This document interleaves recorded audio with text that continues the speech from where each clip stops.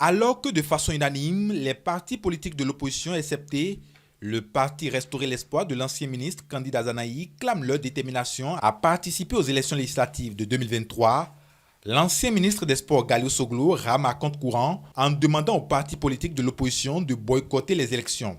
C'est au cours d'un entretien accordé à un média étranger que l'ancien ministre des Sports a mis en garde l'opposition au régime du président Patrice Talon contre toute participation aux élections qui s'annoncent. Selon ses dires, les conditions ne sont pas réunies pour que l'opposition participe à ces élections du 8 janvier 2023. Ceux qui se réclament de l'opposition ne peuvent aller à cette élection, sinon ils seront comptables de ce qui adviendra, a déclaré le fils cadet de l'ancien président Nicéphore Dieudonné Soglo. Un appel au boycott qui vient dans un contexte où les partis se réclamant de l'opposition s'activent pour marquer leur présence au prochain Parlement après leur rendez-vous manqué en 2019. Pour eux, c'est le seul moyen de se faire entendre et de corriger ce qu'ils critiquent. Une prêche de Galio Soglo dans le désert. En tout cas, cet appel risque de ne pas avoir l'effet escompté au regard de la dernière actualité liée à la forte présence de l'opposition aux manifestations commémoratives du 1er août dernier. Mais puisqu'en politique, tout est possible, il vaut mieux être prévoyant.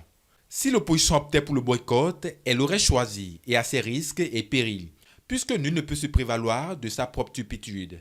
Le seul moyen de se faire entendre et de prouver sa détermination à vouloir corriger ce que l'on juge mauvais, c'est par la voie des urnes. Les partis politiques de l'opposition ont donc le choix.